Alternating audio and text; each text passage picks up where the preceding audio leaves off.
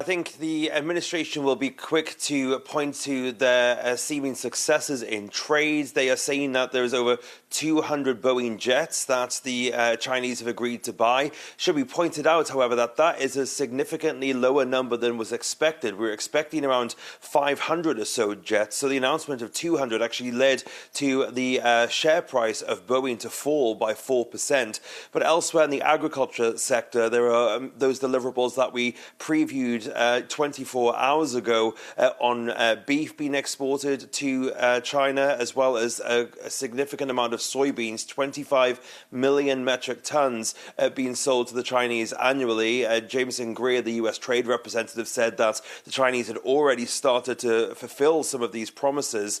But I think the real question is actually on Iran and on Taiwan as well. You can get a window into the importance placed on those different issues by the two sides from their statements that they released, their remarks after the meetings. The US did not mention Taiwan in its readout of the discussions yesterday with Xi Jinping, but it was the theme topic for the Chinese statement, and it is said that Xi Jinping said in private to Donald Trump that if the issue was mishandled, it could lead to conflicts between the two countries. So a significant wording from the Chinese leader there. Donald Trump, of course, is looking at Iran more than anything, wanting the Chinese to use their significant power and pressure over Iran to try to bring them back to the negotiating table in Pakistan.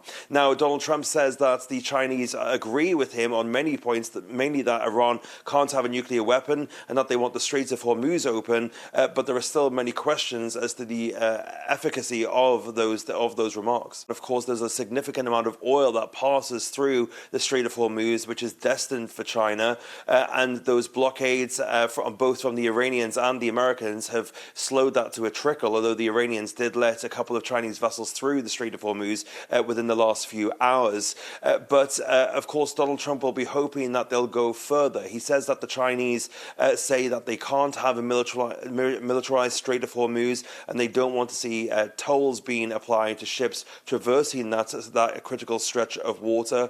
But it is kind of unclear how exactly the Chinese will be doing this. Again, Donald Trump saying that the Chinese leader once said that he was willing to help bring an end to this war. Marco Rubio pushed back on that, saying that they didn't need Beijing's help to do that. But of course, a lot of these statements that we've heard are very one-sided, coming mainly from the American camp rather than the Chinese camp. So we'll wait and see in the next few days and weeks what kind of impact the Chinese can have on this conflict. But for now, this conflict remains frozen, as it has been for the last few weeks.